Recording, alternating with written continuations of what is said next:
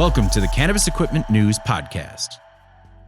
Hi, I'm David Manti, and welcome to a new episode of the Cannabis Equipment News Podcast. With me this week is Nick Taraborelli, Vice President of Paxiom Automation. How you doing today, Nick? I'm doing really good. Thanks for having me. Man, thanks for coming in. The first out-of-towner flew in for the podcast. When I watched your podcast, I said I want to come here and be the first person to do it. Thank you for allowing me to be here. Oh man, I got chills from that one. I got chills. All right. Well, before we get started, please make sure to like, share, and subscribe to the podcast. You could also help us out a lot by leaving the podcast a positive review on whatever platform you use. If you want to email the podcast, you can reach me at david@cannabisequipmentnews.com with email the podcast in the subject line. You can also subscribe to our daily newsletter and make sure you get it delivered to your inbox first. Nick, I always like to learn a little bit of the background. How did you get involved with the cannabis industry? How did we get involved? In fact, it was the first time I went to a cannabis expo. Okay. We were working through a distribution group, and I had heard that there was a show at MJ Biz at the Rio Hotel, and I wanted to walk it. Mm-hmm. And I walked it, and as soon as I had got into the casino and into the expo, I was just blown away. Yeah.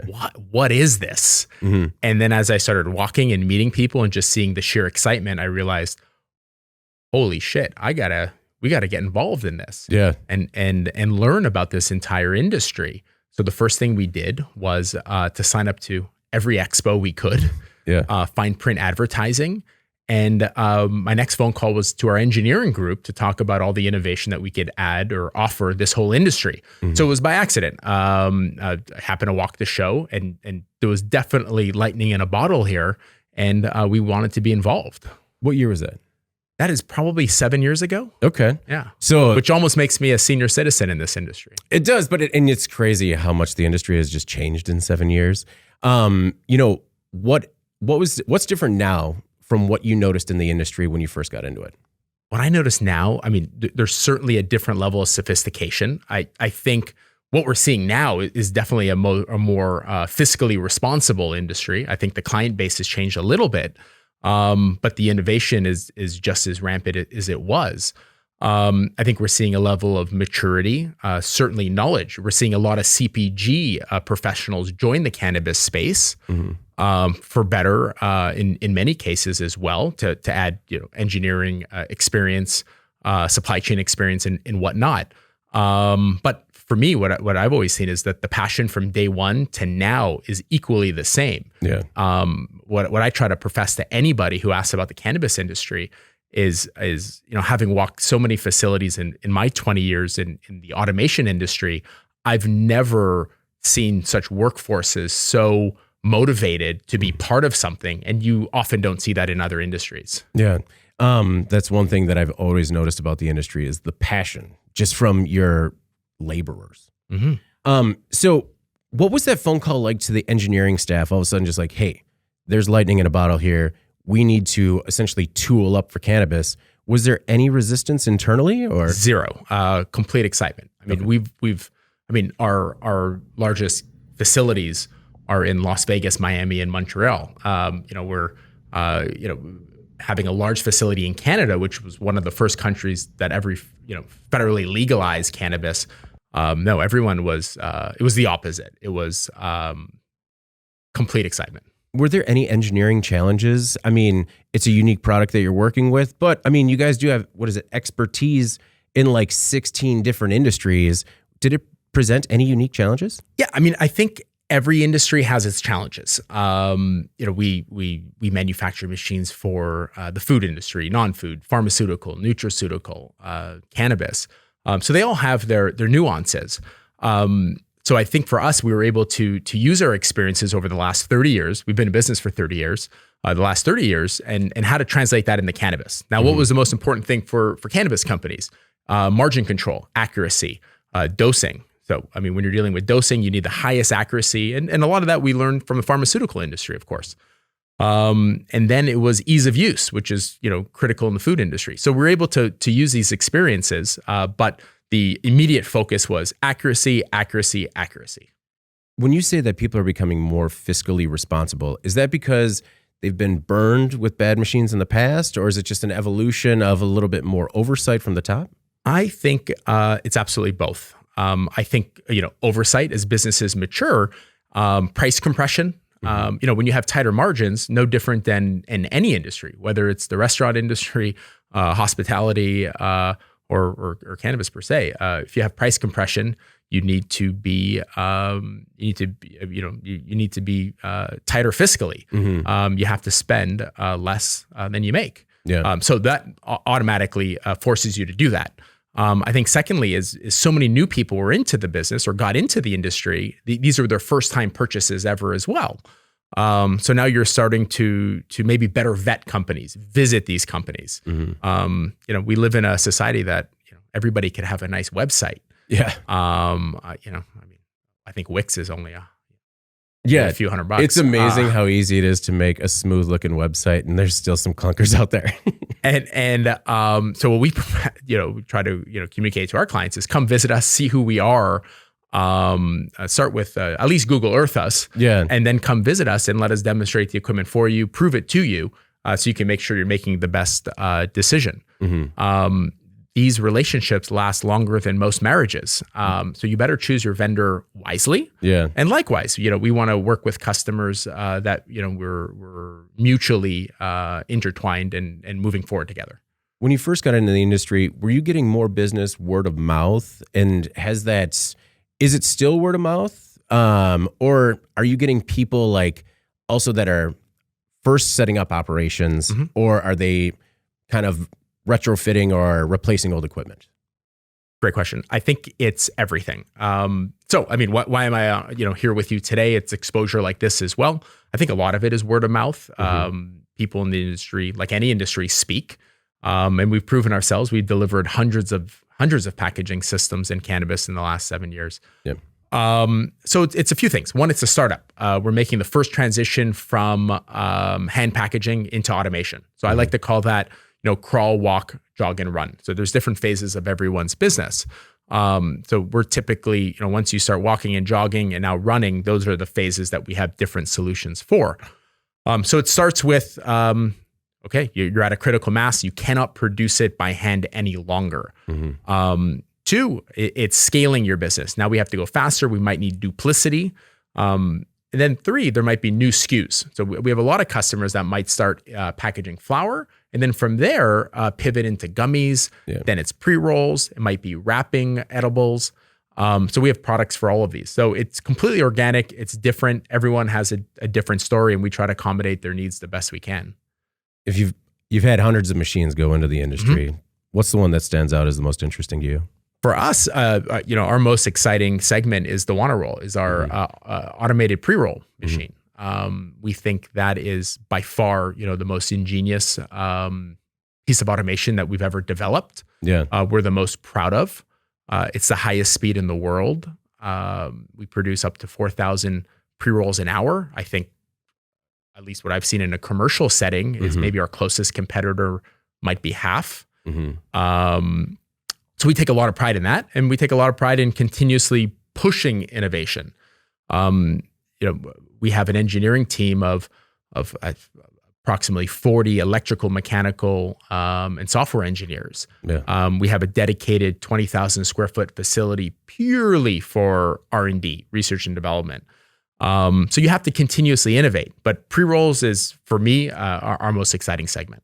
Well, those are some incredible numbers. And I also like the JuanaOne, because that's kind of like when you talk about that, like crawl, walk, run. I mean, isn't JuanaOne like the crawl? That's exactly what it is. It is, I sometimes I liken it to a boutique machine. You have specific needs. You might have a lot of product changeover, a lot of different strains, short runs, or sometimes it's the first investment that you can make. So we're starting to install a lot of those. I think last week we installed 2, and one in New York and one in California, which was exciting. Nice. But that's exactly it. We want to be able to grow with our clients. So we have solutions that are entry level to mid to high speed. And one of the packages we offer our clients is we'll buy back your older inventory, your different machines, and grow you into higher speed solutions too. So we're able to grow with our customer as we grow our business as well. Well, and that makes sense. And then kind of with the history of your company, there's a little bit more trust or faith that, Paxiom still going to be around when they're looking to scale up? That is, really in the last 2 years, that's been a large focus of our customers. I've definitely felt that and had those discussions with business owners. I think there might have been a short era that if you were only cannabis and for cannabis, maybe that was a feather in one's cap. But I think in today's age, in today's day, a feather in the cap is diversification, maturity, experience, and being a debt-free business that will be here, that will survive. Well, and I think part of it is the pedigree, right? Like there are some machine builders out there that are focused on cannabis, like that know the industry, but I feel like there are some out there that are also just trying to kind of like capitalize on the green rush. Do you see that at all? Yes. I think, what we've always communicated within our company is if we do good work, the universe will treat us well. If we treat our customers well, if we build good quality machines and we support our clients and we listen, the universe will treat us well. And it has. There are no doubt we are in an industry that could be predatory. I see this in all facets, not just machinery. It might be selling cones. It might be selling packaging. You are working with many first-time buyers. Industry. Everything is an industry first. So we try to always take a step back and educate and be really transparent. I'll give a great example. Pre-roll machines. I think our specifications document is about 7 or 8 pages. And we'll have clients that will call us and thank us for the amount of detail that we provide them to help mutually ensure this is as successful as possible. We never try to oversell, and that is critical. So my advice to any processor is visit your potential supplier, meet the people, see the equipment. It's important. Are you in mostly large scale operations? Are you in some small, mid-size, like craft size operations as well? We're in all of them. Okay. From small, regional, all the way to multi-state operators and everything in between. Okay. We work with, we see a lot in Canada, engineering first type businesses. In the US, we see a very entrepreneurial. You have to be adaptive. And coming back to what I said earlier, you have to listen. All our customers are unique. Yeah. They all have unique needs. So we pride ourselves on listening and making sure we provide the right solution for their business at that moment in time, and then be able to scale based on how they foresee their future being.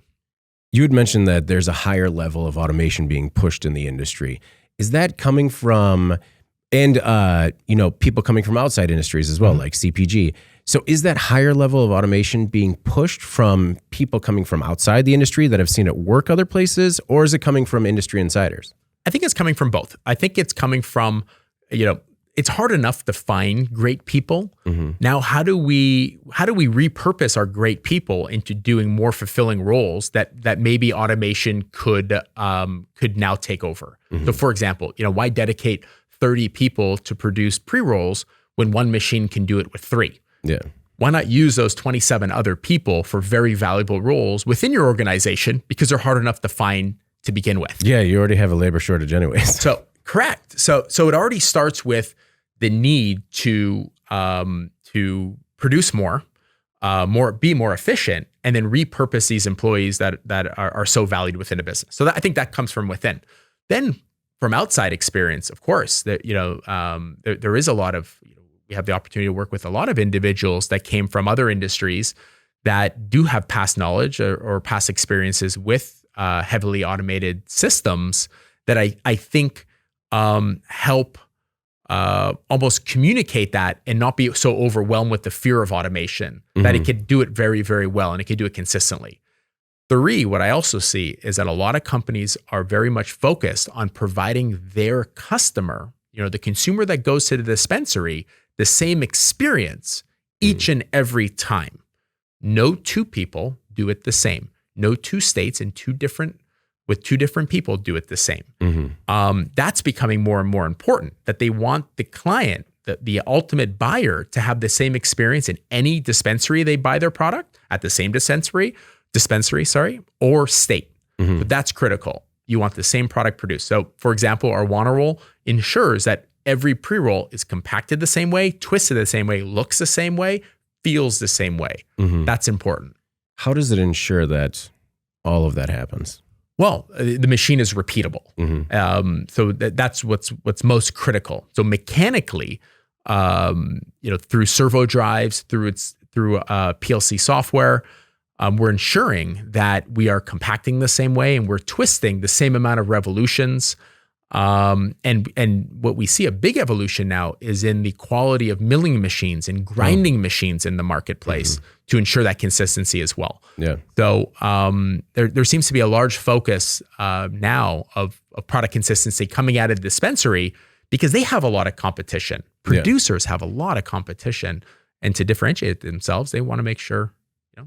It's honestly, product consistency seems to be like that one variable that affects a lot of cannabis brands out there, because everybody wants that consistent quality through multiple states, and it's just hard to get when you have hand operators.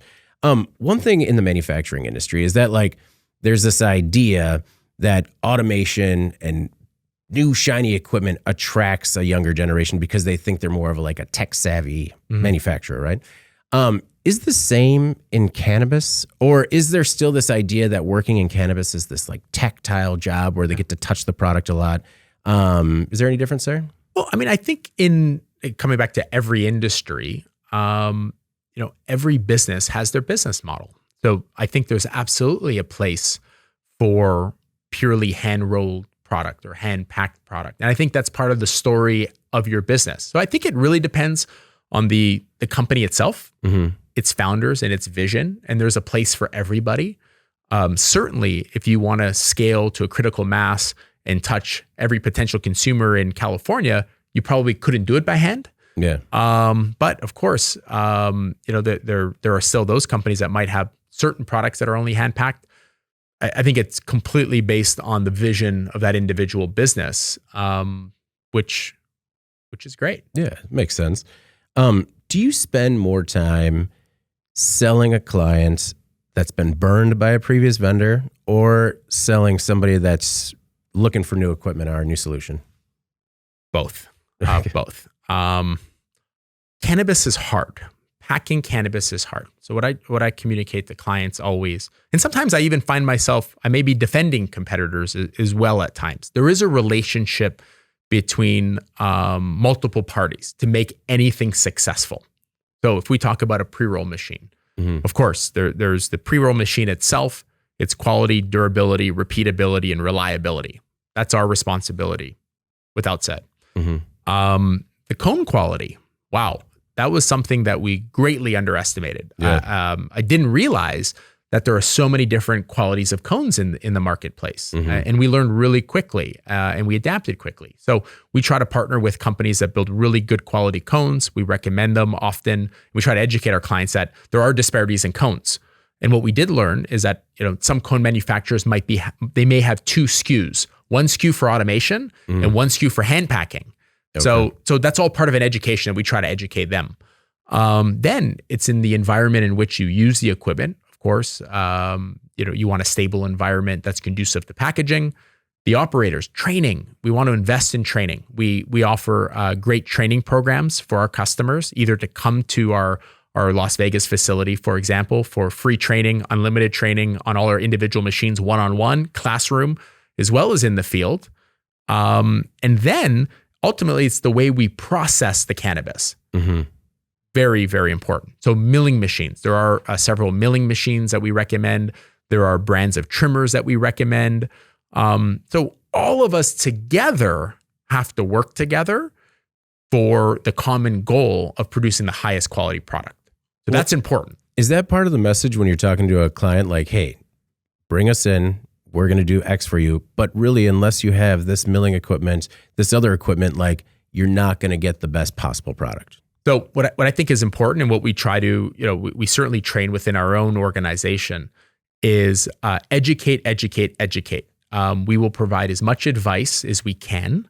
We one of the I think the neat things about our website is that we have so many videos of in the field. We've been really fortunate that customers have been very generous in allowing us to film in their facilities and show, our systems operating, no cut and pasting, full runs.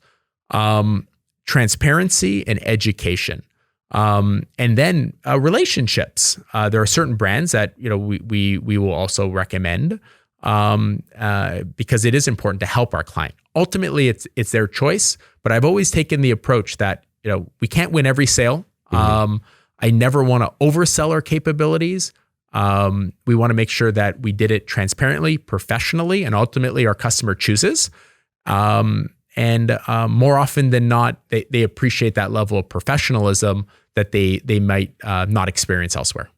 Who are some of these manufacturers that you recommend? Yeah. So cones. Oftentimes we work with Futurola, as well as Jiva, that we find our customers really like. We've worked with Hara cones. Many of our customers like. Worked with custom cones as well. In milling and trimming machines, a lot of our clients use Mobius. Okay. They build a really high quality product. And then some of our, as well as their trimming and grading. There's also twister trimmers that a lot of our clients may use as well. Okay. So it's important that, they seek high quality machinery. And then there's also in terms of trimming as well, Green Bros does a nice job too. Okay. Do you ever run into some of the claims that are made by other automation companies, and you kind of have to combat, like, they're not going to hit that number, or they're not going to actually, like, how often do you find yourself selling against kind of like somebody that's maybe fudging the numbers a little bit? Okay. I mean, what I see is, for example, if any vendor says pre-rolls are easy, I can pack any cannabis, run away as quickly as possible. I tell them, run away. Yeah. That's dangerous. It's not. Pre-rolls are really, really hard. So that's important. I think something else that's interesting as well is, and we're very proud of this, we are the first company to have our entire portfolio of weighing machines all NTEP certified. We are officially the first and only company with an automatic pre-roll machine that is NTEP certified.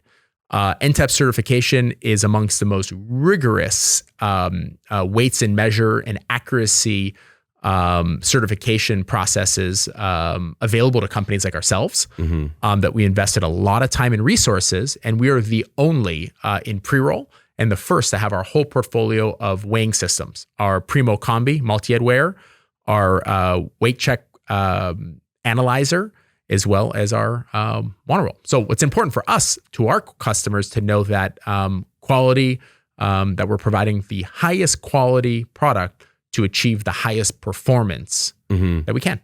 Was it difficult to get that NTEP certification with such a variable product as cannabis? Yes, it was strenuous. It was a lot of work. First, so it always starts with the quality of the equipment, the quality of the weight cell. So we only use on our JuanaRoll, we don't use strain gauge load cells. We use electromagnetic weight cells. Okay. Highest quality on the market, German made.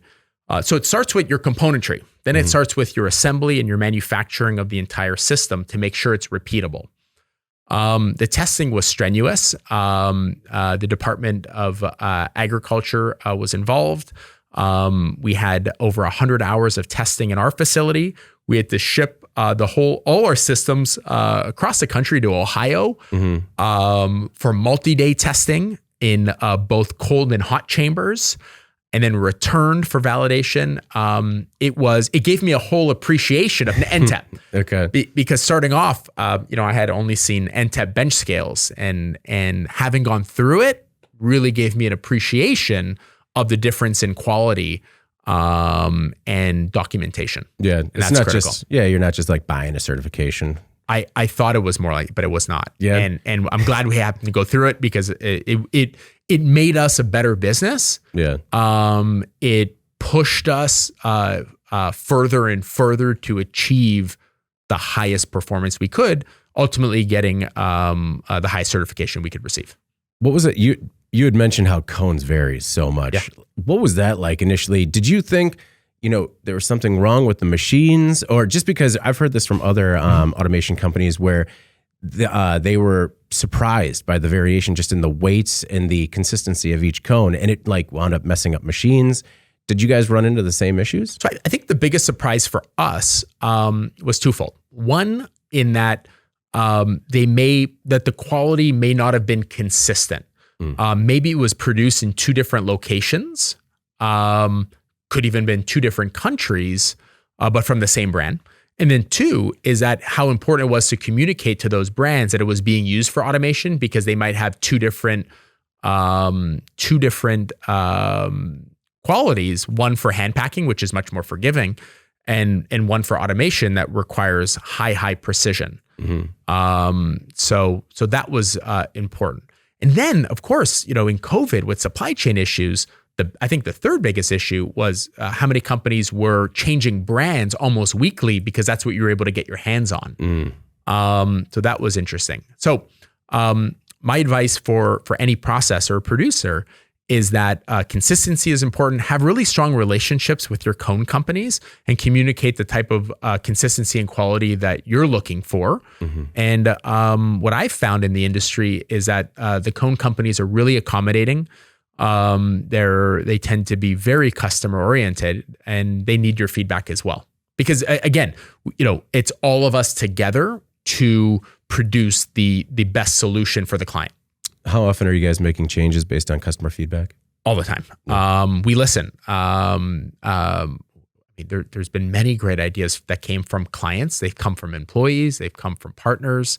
You have to be able to listen. Now, for us, it makes it easier because we're a manufacturer. So our pre-roll machine, we manufacture A to Z in our facility. So we're able to adapt. We're able to change. Everything is stock coded. Everything is drawn in SolidWorks. Where someone who may be buying and reselling has zero control of their product, right? So there's some pre-roll machines in the marketplace that are like that. So for us, no, we want feedback. What were some of the changes? Our crown assembly. Certain software algorithms, reporting. We get a lot of feedback on reporting that we try to accommodate. Changeover cleaning. Okay. We want customer feedback. We have an internal process. We're about 300 employees. So we're big enough to have a lot of infrastructure. So we have our own internal process of engineering request changes that's open to our employees. So we have a portal that any type of feedback from a client or an employee, we open a case. We put in our recommendation of this change, and then company policy is that ticket then goes to an engineer who has to investigate it, and should they choose not to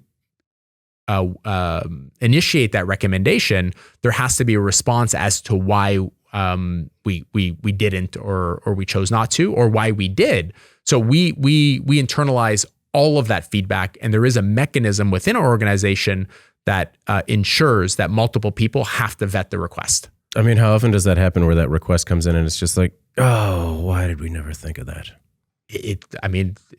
Hindsight's always 20/20. Yeah. Okay. Yeah.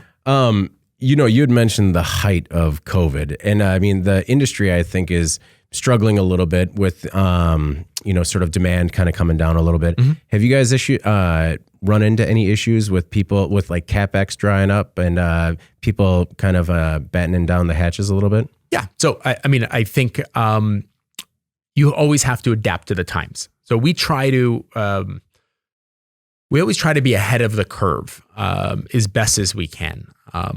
We invested a few years ago into this R&D center. It's about 20,000 square feet purely for R&D. So, and to do that, and the importance of that was that we would always have new products rolling out that would add value to our clients. So where we might see, for example, there's no doubt there's a transition from jars to bags. Well, now we've invested heavily in our bagging automation. Then we've seen a proliferation of gummies. Where we've now developed and offer our clients gummy counting systems. So that's a big growth market. Okay. Like just counting gummies? Yes. Okay. And putting those into bags or jars. Because oftentimes those may yield higher margins for our customers than traditionally flower that's getting a lot of price compression. Now we've been working on automating putting pre-rolls into tubes, putting them into canisters. Our big thing that we're going to show also at MJ Biz is our whole lineup of inspection machines, how to further reduce labor inspecting products. Okay. So I think what's important in any business, you need diversification. Diversification comes from new products, evolution of products. Even Apple, they have to, they just came out with their that VR headset. Yeah. You have to evolve and you have to add new products, and the products have to be of value to your customers. So for us, that's how we've mitigated our risk in this economy, and ultimately ensured that we're delivering a lot of packaging systems on a weekly and monthly basis. Okay. Do you ever find yourself surprised by some of the products applications that they go into? Just because, looking at your website, like, did you ever think that you would be like packaging CBD dog treats? No. No. To answer your no. It's just like, that's one of the things I like about some of these. I've debated whether or not I got two dogs. I got Frank and Lola, my French and English bulldog. But I've often debated, should I get them CBD treats? But I haven't. Oh man, I'm like, and the hardest part of that is that a vet won't tell you, because they're just like, wait, there's no firm science. And we actually have someone's married to a vet in the office, and anytime we're at like a company party, I'm like, all right, tell me about the CBD products, because my dog is just a monster. Especially when we leave her home alone. It's like, can I just give her a CBD bone and she'll be all right, right? And it's just like, the science isn't there yet. I'm like, I need a yes. I can't do it without a yes. So you brought some of the products, like what are some of the things that you're packaging that people are using your equipment to fill? Yeah, let me. I'll show you some of these. Okay. So, the biggest segment when we had first started, of course, is jars and cans. So we're seeing a lot of packages, filling into cans now. Yeah. We're seeing a lot of conversion from glass to plastic and now metals. Oh, really? We're starting to see, in fact, I got a couple of packages here. Let me show these. So we're seeing a lot of low profile containers. Whether or not, I think it, easier for you to pull out products. We're seeing a lot of this for gummies and edibles. Okay. We're seeing a lot of conversion from glass to plastic, lesser expensive. Yeah. And glass, of course, is fragile. Yeah. So a lot of installations for cans. Is that because of the durability that people are interested, or is it a materials cost thing too for the metal? I think a couple of things. Or is it just that one is cool? Material cost, and then two is from a printing and marketing standpoint. Oh, okay. Now you don't have to put a label on. Gotcha. And the graphics are beautiful. Yeah.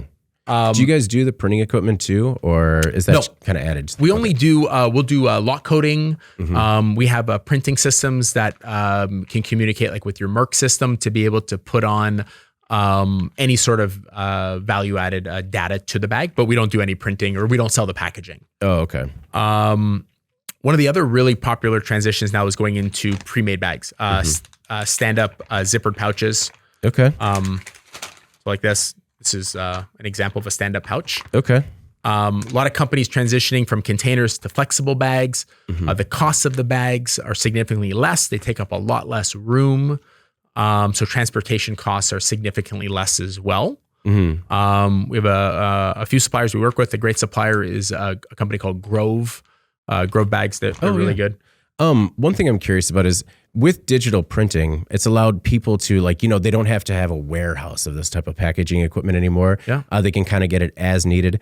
Does that affect you guys at all, because you don't necessarily know exactly what they're using or trying to fill? So for us, it doesn't affect us when they're using essentially the same materials and the same bag sizes. Okay. So most of them are just changing their print. So in that case, it wouldn't have any effect on the equipment at all. And then if it is a size change, it would just be an adjustment on the machinery itself. But it's funny you say that, because I do see a lot of customers. We have some great ones in Michigan that are doing that. And it blows me away how quickly they can get a new SKU of bag almost within a few days of a complete different style. And that really adds to their marketing story and their client base. I think, it's all part of, why they're successful is that their packaging is so unique and evolves. Okay. What else? A lot of flow wrapping. So we build high speed and mid speed flow wrapping machines. So this is an example of a gummy edible. This is a chocolate edible. Okay. So we do a lot of this. We have solutions from 10 cycles a minute to 400 cycles a minute. Yeah. We have one client, one in Washington, and two, right now that we just delivered systems to, and another one in Florida that we just recently delivered that are packing about 400 edibles a minute. Oh, wow.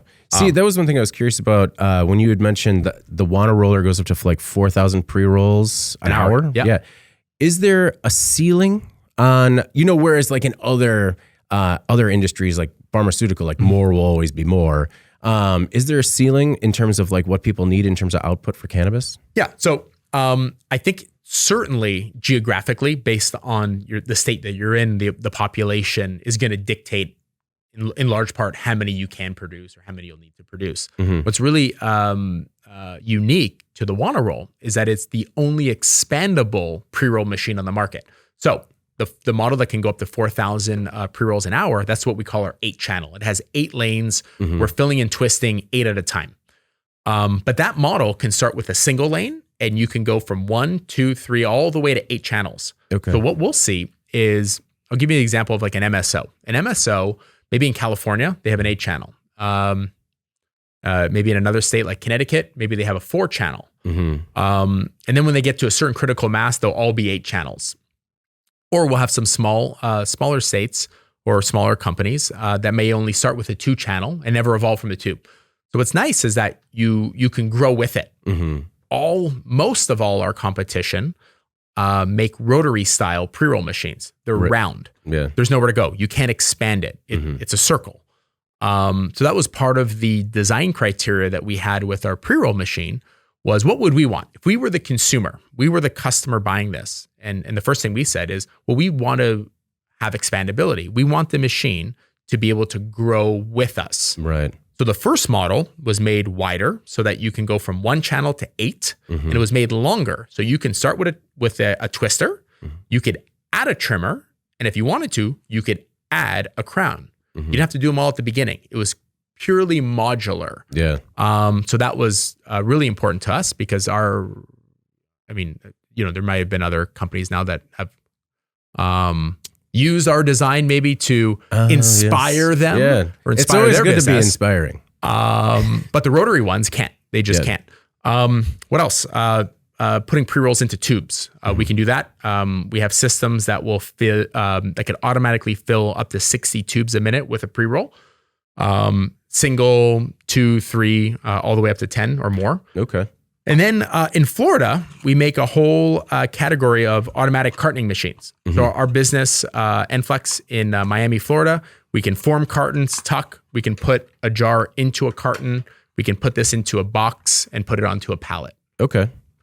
Is there like I don't want to say breaking point, but like what does the equation look like where the ROI is a slam dunk for when somebody should bring automation in-house? Yeah, in most industries, that decision may happen they may calculate at a 1-year payback. A lot of businesses is a 2-year payback. Cannabis, you're typically seeing a 2-month, a 3-month payback. It's so quick. We had a client, who made a large investment in pre-roll automation, and I think their payback was a month and a half because of how much labor they were able to reduce. I think what's hard for the industry at the moment is that there's a liquidity pinch. Financing is harder to get. The markets aren't lending as much money as they did in cannabis. Hopefully, with some legislative change, it'll reignite the industry again. So I think if you purely look at it, a dollar for dollar investment, most of the time we've seen that the automation is paid for itself in anywhere from 1 to 6 months maximum. That's incredible. In what industry could you buy something and pay it back that quickly? It's not typically seen in the food or pharmaceutical industry. Does that mean at some point the equipment's going to have to get more expensive? No, I don't know. I'm just saying, do you see that internally and you're like, man, the ROI is like a month. Maybe it could be worth a little more? No, because coming back to my earlier statement is if you work in a professional and transparent way, the universe will repay you. Okay. So no. We never want to take that approach. We want to make sure that we provide value to our clients, but certainly not take advantage of that type of opportunity. Now, I have scratched my head and asked myself, why some pre-roll machines I compete with are so expensive. When I may, look at the components that are used, where they're fabricated, how they're fabricated, that scratches my head. That that I think is the opposite. They should be selling theirs for a lot less, but we certainly don't want to increase our prices for our clients. Talking about the components, that was one thing you mentioned earlier that I wanted to follow up on. You said that you use a different cell. What were the two cells you had mentioned, and why'd you choose the electro? So there's strain gauge and electromagnetic weight cells. Electromagnetic weight cells are much more stable. They hold their weight. They typically don't need to be recalibrated once they're installed. We're a strain gauge load cell. They're significantly less in investment or unit cost. But they over time they need a lot more calibration. Okay. So for us, holding the precision in weighing in hundredths of a gram is so critical that it's not whether or not you can just do it once. Yeah. You have to do it, maybe 4,000 times an hour. Yeah. And be accurate. Okay. Yeah. Is there anything that can't be automated yet? In terms of can't be automated. I guess you'll see one day with Chat GPT, right? Yeah. I think people intuition can't be. I think there's a huge purpose for people within any process, but I think certainly from a packaging perspective, that could all be automated. Yeah. Okay. I didn't know if there were any, sort of products out there in the cannabis industry where it's just like, it just hasn't been figured out yet. Yeah. I think I think there's a lot more of that maybe in the processing. I think in the transportation from rooms to rooms. Okay. But in packaging, I think the next foray, what we're focused on is like inspection, quality control. Yeah. I think that's important. No, I wanted to ask you about that too. So without giving everything away, what do you got coming up in MJ Biz there? So we got a few things that we're going to probably exclusively show within our facility. We have about a 50,000 square foot facility in Las Vegas. We've been in Las Vegas for 20 years. And so at MJ Biz, we'll have new products at MJ Biz, but we'll also have some certain exclusive products within our facility. And one of them will be a lot on the pre-roll inspection side, pre-roll loading canisters, loading trays, loading tubes. A lot of the other area that's not commonly automated at this point, a lot of that is still done by hand. So those are the things that we're going to show. Okay. Yeah. What do you see as the next product category that could potentially be big for the cannabis industry? You mentioned margins for edibles and how those have been proven to be lucrative as there's been price compression with flower. Anything else on your radar? I think it's going to be the use of robotics. Okay. So having robots do more. So whether they're collaborative robots or robotics to pick and place certain of these SKUs and put them into packages. I think we haven't seen, or there's not much robotics on the cannabis side yet. And I think you'll see that because it's very common in other industries. Yeah. So part of the solutions that we're going to demonstrate as well is on the robotic side, whether or not using Delta robots to pick and place bags, place them. Same with pre-rolls. For example, you may have a tray, and we'll have a Scara robot that will place odds and evens within the trays, things like that, like much more intricacies. Yeah. So I think robotics. I mean, that's one of the things where you go to one of those packaging shows and it's all over the place, that pick and place robotics. And it's, and that's just, you don't see that a lot in cannabis? No. And we offer a lot of it, and a lot of our robotics, we build them all in our Italy facility. So our main 3 manufacturing hubs are Montreal, all our pre-roll, primary packaging, bagging, jar filling.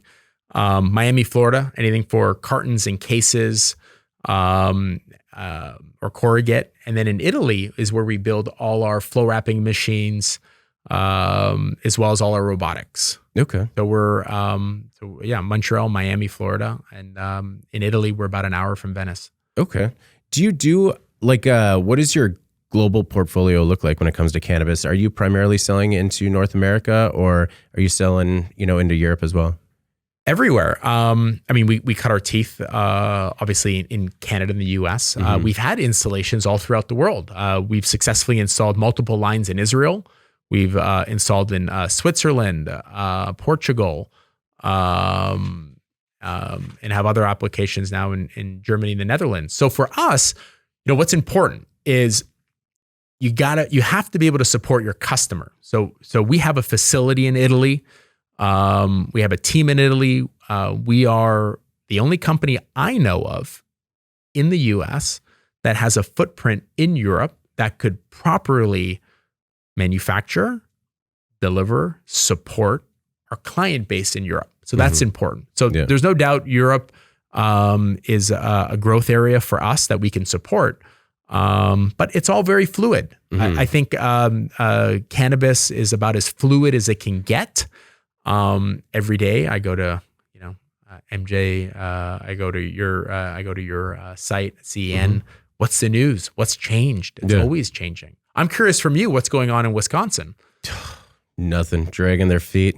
Just political theater. It's very unfortunate. We have one senator, Senator Agard, who's really leading the charge, and she makes a lot of really good points. They recently did a study about, they took the 8 dispensaries on the Illinois border, just like 8 dispensaries on one border. And it was like Wisconsin residents accounted for like $30 million in the first year.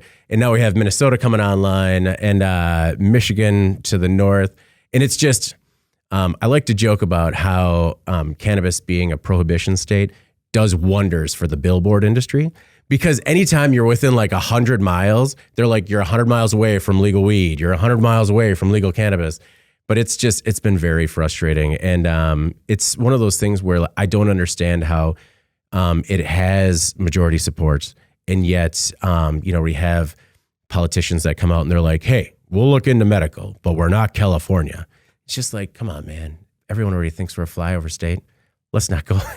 Got it. So it's been frustrating, but I'm hoping with Minnesota coming online that might just put additional political pressure out there. And what's the feeling here like in Madison? Madison's, how they say there's like, there a lot of times joke about how it's a lot of red with like 2 blue dots in Wisconsin between Milwaukee and Madison. Well, Madison's also a very green dot, where they've pretty much decriminalized it in Madison.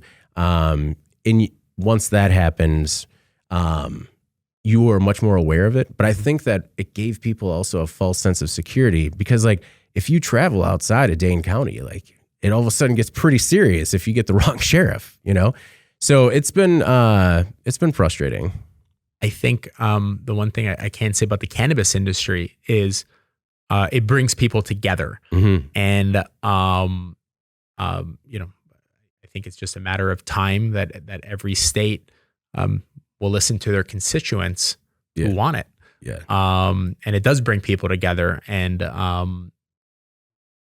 something I mentioned earlier was when you visit, whether it's a trade show, whether it's an actual processing company or producer, the one thing is in common. Everybody is excited. Yeah. Everyone is enthusiastic and positive. Yeah. And I've been to poultry expos that are the opposite. Yeah, no, it's cutthroat. So I think it creates, one of the things that, I want to take the opportunity, while I'm on here is to say, how many jobs it creates, how many young people I see who have now found a career in something they never thought was available to them. Yeah. How many people who might have left a CPG role in a normalized industry into this that have reinvigorated I think at the end of the day, life is short, and it's great to see how many people genuinely love working in this industry. That's not every industry. No, you're right. I mean, we've worked in multiple industries at the publishing company, and you're right. It's a way different tone when you're like at a medical show, and it's in cannabis. It's collaborative. People are openly like not giving away trade secrets, but saying like, "Hey, you should talk to these people," making suggestions. Just because it's like sort of a lifting all ships mentality. Yeah, and it is. I mean, I love that about cannabis, where it's just like. Everyone's, and you're talking about the passion with the young people, or a younger generation. And that's just something you don't see anywhere else. You don't see people that are buying into a potential career that, again, they never thought was possible. It's very cool. I don't know. But anyway, like, I know that we're going longer than normal, but are we going longer? I don't even know. I don't know. So fast. I saw the producers like wave. I'm like, I don't know if I should, but, no, anyway, one thing I was curious about is, is there anything else, that we might have left out or anything in particular you want to make sure that the Cannabis Equipment News audience knows about yourself or Paxiom? Yeah. I think, I mean, let's say two things. I mean, what I want them to know about ourselves. Come visit us, see what we do in person, any of our facilities. Let us demonstrate to you how automation may help your business. We also want your feedback as to a new product or innovation that could help your business.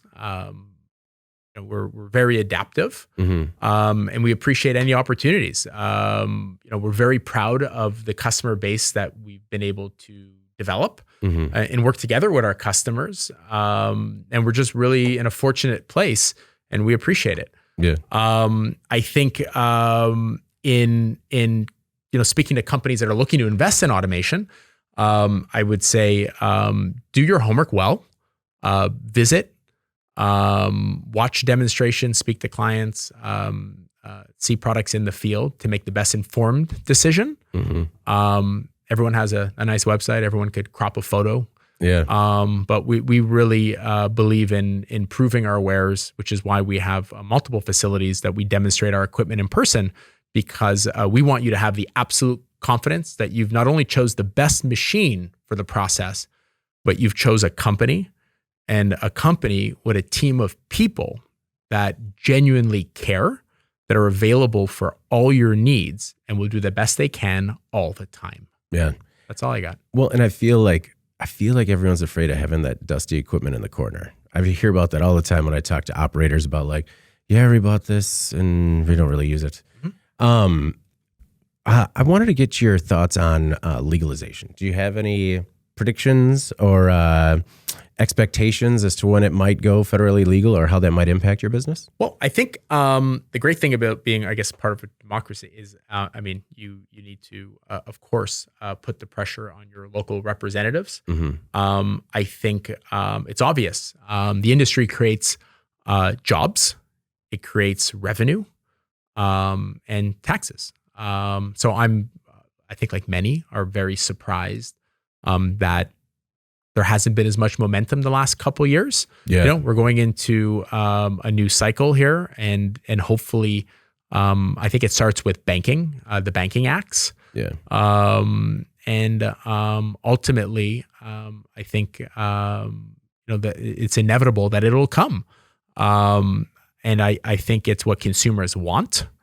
And more people have to, I think, visit companies and see the absolute professionalism of these producers, and it'll really change one's perception.